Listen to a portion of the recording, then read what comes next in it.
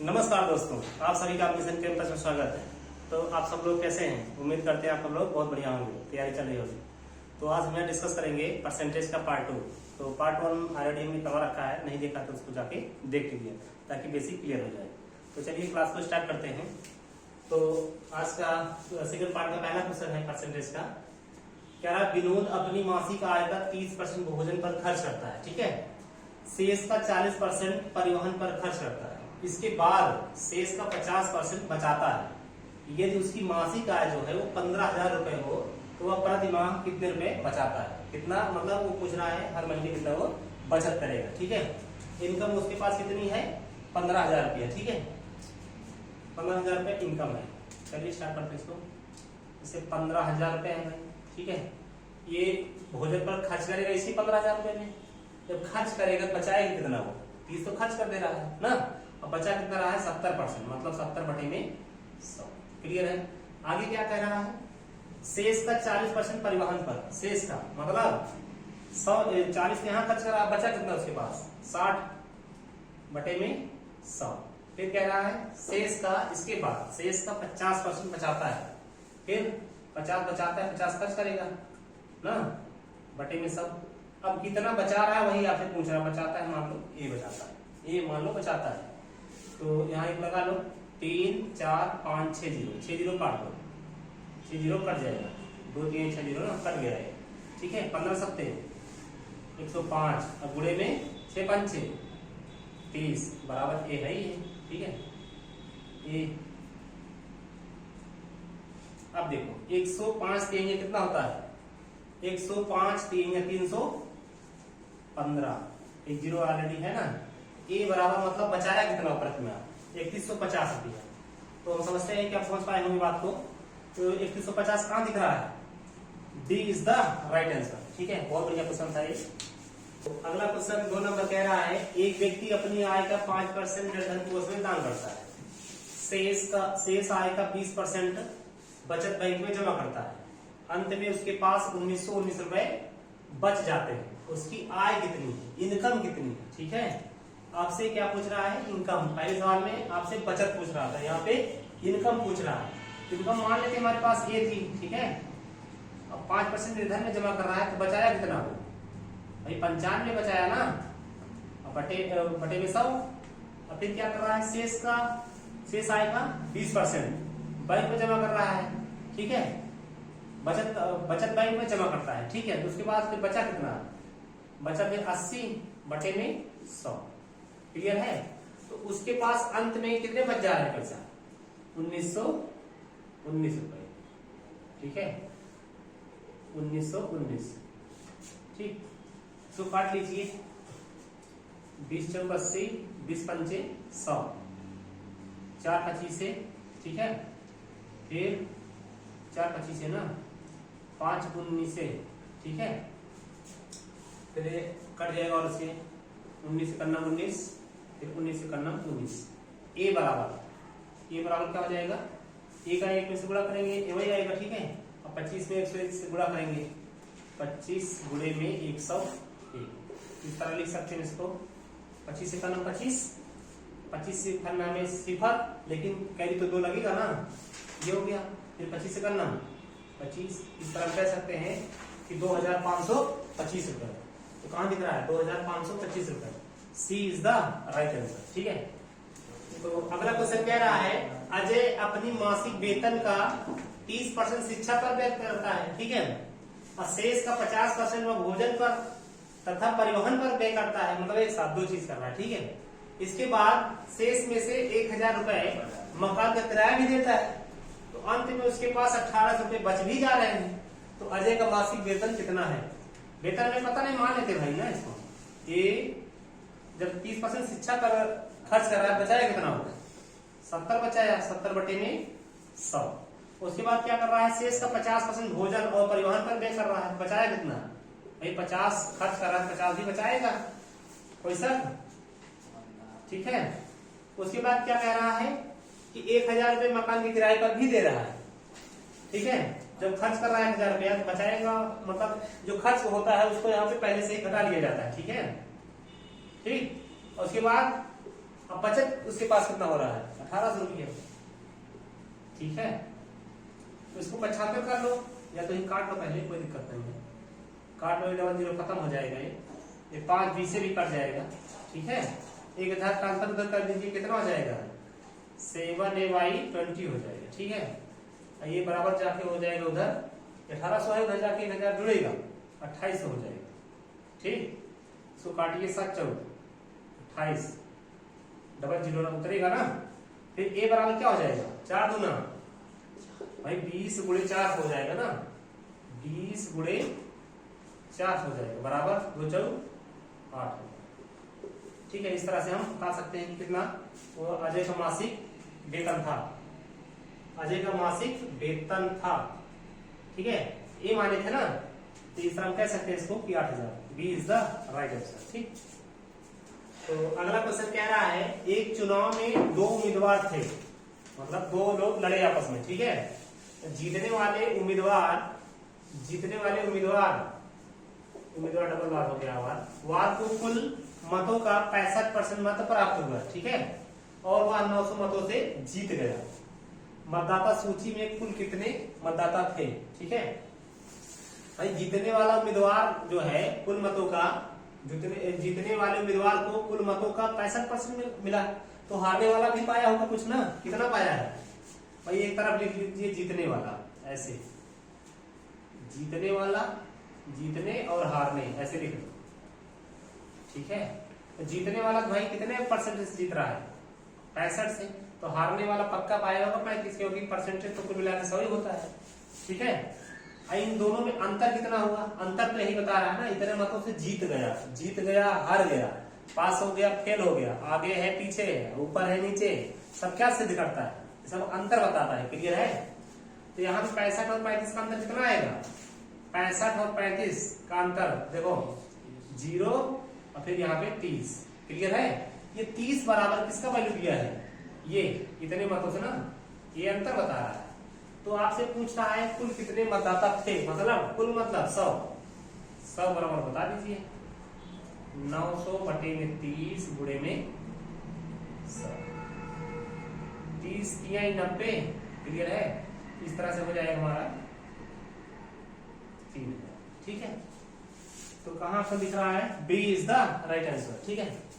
तो अगला क्वेश्चन कह रहा है किसी चुनाव में ए व बी 2 प्रत्याशी थे, ए ने कुल मतों का 45% मत प्राप्त किया, परंतु 1000 मतों से चुनाव हार गया। तो कुल मतों की संख्या बताना है भाई, परसेंटेज तो अपने आप में 100 होता है, जिसमें कि हारने वाला जो है 45% पाया है, तो पक्का पाया, जीतने वाला तो भाई 55 पाएगा ना, तभी जीतेगा वो, क्लियर है। अरे भाई हारने वाला का 45 पाया है, तो जीतने वाला कितना पाया होगा, 45-55 मिलाकर तभी 100 होगा ना। यहाँ लिख लीजिए, ए लिख लीजिए और बी लिख लीजिए। ए ने कुल मतों का 45% मत पाया है, ये 45 पाया है, तो भाई 100 में के 45 पा लिया है, तो बी कितना पाएगा, पक्का वो 55 पाएगा ना। अब कितने मतों से हार रहा है, हारने का मतलब अंतर, तो अंतर यहाँ निकालिए, अंतर हो जाएगा 10, ये 10 बराबर दे रखा है आपको 1000। क्या पूछ रहा है, कुल मतदाता कितने थे, मतलब वोटर कितने थे, मतलब 100 का मान पूछ रहा है, क्लियर है। बटे में 10 गुणे में 100, एक 0 से यहाँ उड़ाइए, एक 0 यहाँ उड़ाइए, 1000 में जब एक 0 बढ़ाएंगे कितना हो जाएगा, 10,000 ना, 10 वोटर। हम कह सकते हैं इसको कि B is the right answer, ठीक है, B is the right answer. तो अगला क्वेश्चन कह रहा है एक चुनाव में 3 उम्मीदवार थे, कितने थे भाई, 3 लोग थे। जीतने वाले उम्मीदवार को 45% मत मिला तथा तीसरे स्थान पर रहने वाले उम्मीदवार को 25% मत मिला। ये दूसरे स्थान पर रहने वाला उम्मीदवार इतना मतों से हार गया, मतलब 45 मतों से वो हार गया। मतों से हारा हो तो कुल कितने मतदाता ने मतदान किया, क्लियर है। चलिए यहाँ 3 लोग भाई, ऐसे लिख लीजिए, फर्स्ट सेकेंड थर्ड, ये 3 लोग थे। जीतने वाला उम्मीदवार जो है, मतलब पहला जो है 45% पाया है, और तीसरे स्थान पर रहने वाला उम्मीदवार कितना पाया है, 25 पाया है। वही कुल मिला के 100% होता है। तो जीतने वाला इतना ले लिया है, हारने वाला इतना ले लिया है, तो 45 25 कितना हो जाएगा? 45 25 हो जाएगा 70। तो 70 में तो भाई जो बचेगा वही तीसरा पाएगा ना। तो कितना पाया वो? 30 पाया। यहाँ तक कोई दिक्कत? अब देखो कंपेयर किससे हो रहा है? हारने और जीतने वाले से हम मतलब रखेंगे ना। जो तीसरे स्थान पे उससे क्या मतलब भाई? वो तो अलग लाइन बना लिया है। लेकिन यहाँ जो नंबर 1 पे नंबर 2 पे उसी से हम कंपेयर करेंगे। अब दूसरे नंबर पर रहने वाला कितने मतों से हार रहा है? 45 से मतों से ना। इन दोनों को हम कंपेयर करेंगे। कितना अंतर है? 15। तो 15 किसके बराबर दिया है? 45 के। ठीक है। अब क्या पूछ रहा है? कुल मतदाता कितने थे, मतलब 100 कितने थे? 100 का मान आपसे पूछ रहा है। 100 का मान पूछ रहा है। ठीक है। गुणे में 100। 15 तिया 45।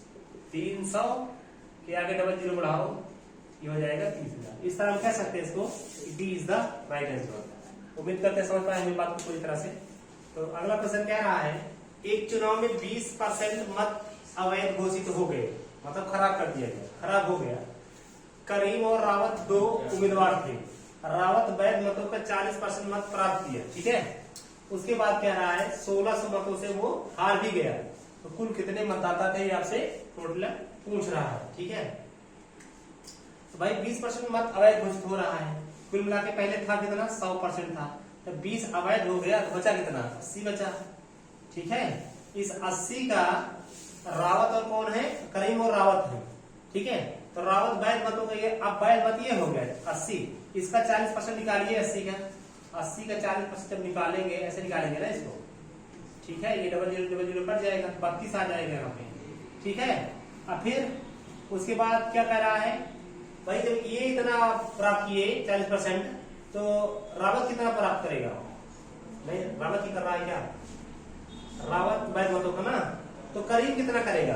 करीब तो 60 पाएगा ना। तो कितना हो गया? इसका 60 निकाल लीजिए। ठीक है। डबल जीरो कट जाएगा, मतलब बटे 100 जाएगा ना। 48 हो गया। तो इन दोनों डिफरेंट कितना आएगा? 16 आएगा। 16 बराबर तो दे रखा है ना। कितना मतों से पराजित हो गया, हार गया, जीत गया, मतलब अंतर है। तो 16 100 हो जाएगा। क्लियर है। तो आपसे पूछ रहा है कि कुल कितने मतदाता थे, मतलब टोटल कितना वोट पड़ा। 100 का मान आपसे पूछ रहा है। 1600 बटे में 16 गुणे में 100, 16। तो 100 में कितना होता है भाई? 10। इस तरह हम इसको कह सकते हैं कि ए इज द राइट आंसर। ठीक है। समझ में कोई दिक्कत हो बताइएगा, तो इसको बता दिया जाएगा। ठीक है। अगला क्वेश्चन कह रहा है, 15 लीटर घोल में 40% चीनी है, इसमें 3 लीटर और पानी मिला दिया गया, जिससे कि नया घोल में चीनी का प्रतिशत आपसे पूछ रहा है। ठीक है। तो पहले 15 लीटर घोल में हम चीनी को निकालेंगे। कितना है? 15 गुणे 40 बटे में 100। 20 दूना 40, 20 पंचे 100, 5 तिया 15। इसका मतलब हुआ कि 6 किलो जो है, ठीक है, 6 मात्रा जो है वो चीनी की है। जब 6 मात्रा चीनी की है, तो और क्या है भाई इसमें? पानी कितना है इसमें? 9 है। क्लियर है। पानी कितना है? 9 है। लेकिन कह क्या रहा है? इसमें 3 लीटर और पानी मिला दिया गया। ठीक है। तो नए घोल में, भाई घोल तो पहले 15 था, अब 3 हम एक्स्ट्रा मिला रहे हैं पानी को ना। तो घोल कितना हो जाएगा? 18 हो जाएगा। अब नया घोल कितना हो गया? नया घोल, स्टार्ट में घोल तो 15 लीटर था, अब तो नया घोल मतलब 3 लीटर पानी मिला जा रहा है। तो 15 3 18 हो जाएगा। ठीक है। अब इसमें से पूछ रहा है चीनी का परसेंटेज कितना होगा। चीनी का परसेंट ऐसे निकाल लो, चीनी का प्रतिशत। ठीक है। तो चीनी कितना है? 6 है। इसका परसेंटेज निकालना है। निकालने के लिए, परसेंटेज निकालने के लिए क्या बताए थे? गुणे में 100। अब बटे में किससे कंपेयर कर रहे हो? 18 यूनिट में चीनी का परसेंटेज पूछ रहे हो ना। तो 3 दूना 6, 3 6 18, ऐसे कर लो डायरेक्टली। 6 तरीक 18, 100 बटे 3 बोलो, या तो 33 से 1/3 बोलो, बात बराबर है। जैसे देखो ये 100/3 है, तो 3 त्रिक का 9, और फिर 3 त्रिक का 9। यहाँ ये भी उत्तर सही है 100/3, ये भी उत्तर सही है। ऑप्शन में दोनों दे रखा है। ठीक है। इसलिए option C is the right answer हो जाएगा। ठीक है। C is the right answer. बहुत बढ़िया सवाल है। तो अगला क्वेश्चन कह रहा है यहाँ पे, बालू और लोहे के 10 किलोग्राम मिश्रण में 20% लोहा है, उसमें कितना बालू और मिलाया जाए कि लोहा जो है 10% हो जाए। इसको बहुत सिंपल तरीके से बताने का प्रयास करेंगे। यहाँ पे क्या क्या दिया है, बालू लोहा, ऐसे बालू लोहा लिख लीजिए, बालू मतलब बी, लोहा मतलब ये लिख लीजिए, ठीक है। तो इसमें 10 किलोग्राम टोटल है, उस मिश्रण में 20% लोहा है। लोहा कितना है, 20% है, तो पक्का ये बालू कितना होगा, 80 होगा, 100% हो जाएगा 80। क्लियर। उसमें कितना बालू और मिलाया जाए कि लोहा जो है 10% हो जाए। जब लोहा 10 होगा तो पक्का ये भी 90 हो जाएगा। लेकिन इसमें एक शर्त है, वही तो मेन पॉइंट है, उसमें कितना बालू और मिलाया जाए। जो भी मिलाया जाएगा या निकाला जाएगा उसको हम काम में नहीं लेंगे। क्या कह रहा है, उसमें कितना बालू मिलाया जाए। तो बालू कहाँ लिखा है, बालू ये है, इसको काट देंगे, ये काम में नहीं आएगा, बाकी हम आगे कर लेंगे, ठीक है। 20/10 और टोटल कितना आपका है मिश्रण, 10 है, यहाँ 10 से गुणा कर दो बस, ये 10 से 10 कट जाएगा। अब देखो पहले तो भाई 10 किलोग्राम मिश्रण था, अब लेकिन आया कितना लास्ट में निकल के 20 आया ना। क्या करें, इसमें कितना और बालू मिलाया जाए। भाई पहले तो 10 था, अब लेकिन मात्रा आ गई 20, इसका मतलब 10 तो बढ़ा है ना, मतलब है कि 20 - 10 कर देंगे, कितना बढ़ के आया है 10। क्लियर है, 10 kg। इस तरह हम कह सकते हैं इसको, D is the right answer, ठीक है। इन रह गए। तो आज का 10वां क्वेश्चन है, लास्ट क्वेश्चन है। किसी नगर की जनसंख्या 10% वार्षिक दर से बढ़ रही है, तो वहां की वर्तमान जनसंख्या 1 लाख है। 3 वर्ष बाद नगर की जनसंख्या कितनी होगी। मतलब ये आगे की जनसंख्या पूछ रहा है, मतलब ये वर्तमान में हमारा पता है। इसका एक फार्मूला भी बनता है, जैसे बाकी तरीका से बताएंगे इसको ट्रिक से। A बराबर P1 plus rate by 100⁻t। मतलब अभी वर्तमान में जनसंख्या इसका कितना है, 1 लाख है। ये वाला पूछ रहा है, आगे का पूछ रहा है, ठीक है। ये हमें पता नहीं है। 1,01,000 प्लस रेट कितने रेट से बढ़ रहा है, 10 के रेट से बढ़ रहा है, ठीक है। समय कितना दिया भाई, 3 साल दिया है, ठीक है। अब 1 लाख ब्रैकेट में हो जाएगा, कट जाएगा ना, 10 से कम 10, 10 धामा 100, 10 से कम 10, 10 से 11। तो हम इसको क्या लिख सकते हैं, 11 ग्राम में 121, ग्राम में 1331, 1331 इसको लिख सकते हैं। अब बटे में 10 धामा 100 धामा 1000 इसको लिख सकते हैं, ठीक है। अब इसको काट दीजिए, 3 0 3 0 कट जाएगा, ठीक है। ये बराबर निकलेगा जो निकलेगा, मतलब भविष्य की जनसंख्या कितनी होगी 3 साल बाद, ठीक है। अब 1331 तो ऑलरेडी है अपने पास, 1331 ऐसे लिख लो, और उसके बाद कितना जीरो है यहाँ पे, इससे गुणा होगा ना, डबल जीरो। इस तरह से हम बता सकते हैं इसको कि 1331 मतलब 1,33,100, ठीक है। 1331 डबल जीरो कहाँ दिख रहा है, ए इज द राइट आंसर। ये तो हुआ भाई लॉग मेथड हो गया है, फार्मूले से लगा, ठीक है। बाकी ट्रिक भी इसका है, इसको हम जैसे परसेंटेज को हम फ्रैक्शन में बदल के भी लगा सकते हैं। इसको बताया भी है स्टार्ट में ना, कि अगर परसेंटेज में दिया है तो फ्रैक्शन में कैसे बदलेंगे, इसको भी कर सकते हैं। जैसे देखो ये 10% है इसको, ठीक है। इसको अगर भिन्न में बदलना हो क्या लिखेंगे इसको हम, भाई 10/100 लिख सकते हैं, कोई शक। 10 से कम 10, 10 धामा 100। अब देखो क्या कहा, वार्षिक दर से बढ़ रहा है, मतलब मेरे पहले 10 था, अब कितना हो गया, 1 बढ़ा है, तो 10 से 11 हो रहा है। ये सब कुछ करने की जरूरत नहीं है। आप जब आप सीख जाएंगे परसेंटेज को फ्रैक्शन में लाना, तो मन ही में जान जाएंगे ना कि 10% है, तो इसका मतलब 10/100 होगा ना। 10/100 मतलब होगा 1/10, बढ़ रहा है 10 से 11, तो डायरेक्टली इसको ऐसे लिख सकते हैं 10 से 11 से। और भी कितने साल के लिए, 3 साल के लिए, 3 से वर्ग कर दो, 3 से जितने साल कहेगा उसी से हम वर्ग कर देंगे, तो 10 धामा 100 धामा 1000 निकल जाएगा ये, ठीक है। ये कितना हो जाएगा, 1331 हो जाएगा। ये सब लिखने की जरूरत बिल्कुल नहीं है, ठीक है। आप सीख जाएंगे, नहीं सोचो कि इतना लंबा मेथड हो गया, ठीक है। 10% मतलब 10/100 हो गए, 10 आ जाएगा, बढ़ रहा है 10 से 11 हो रहा है, तो कितने साल, 3 साल, पावर कर देंगे 3 का। क्लियर। इसका मान दे रखा है, देखो वर्तमान जनसंख्या इतना था तब बढ़ के इतना होगा ना, इसका मान दिया है, कितना दिया भाई, 1 लाख दिया, कितना दिया है, 1 लाख। इसका मान पूछ रहा है 3 वर्ष बाद नगर की जनसंख्या कितनी हो जाएगी, इसका मान आपसे पूछ रहा है। 1331 का मान पूछ रहा है, 1 लाख बटे में 1000 गुणे में 1331, 3 जीरो बढ़ा दीजिए इसको, डबल जीरो यहाँ बढ़ा लीजिए। ठीक है, इस तरह भी हम लगा सकते हैं इसको। ठीक है, ए इज द राइट आंसर। उम्मीद करते हैं क्लास अच्छा लगा होगा। क्लास कैसा लगा इसको कमेंट बॉक्स में जरूर बताइएगा। तो अगर वीडियो में पहली बार तो भाई लाइक सब्सक्राइब कर लीजिएगा, ताकि नेक्स्ट वीडियो का नोटिफिकेशन भी मिल जाए और थोड़ा हमारा मनोबल भी बढ़ जाए, ताकि अगला वीडियो बनाने में थोड़ा मतलब रुचि भी आ जाए। तो उम्मीद करते हैं क्लास अच्छा लगा होगा। हाँ, अगर तैयारी भाई लापरवाही कर रहे हो तो लापरवाही करना बंद कर दीजिए, क्योंकि वैकेंसी कब आ जाए कुछ पता नहीं है।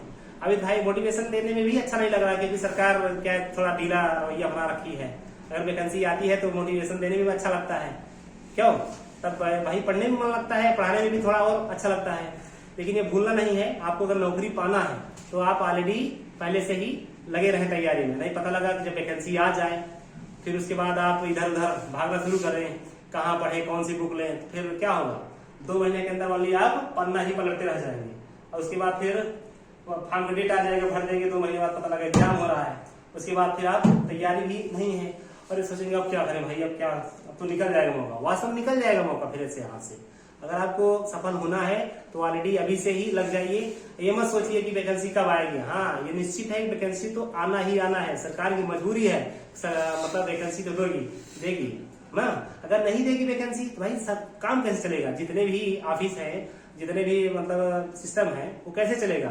तो सरकार की मजबूरी है, वैकेंसी देगी। इसके लिए डोंट वरी रहिए। ठीक है, तो मस्त रहिए, खुशी रहिए, पढ़ते रहिए।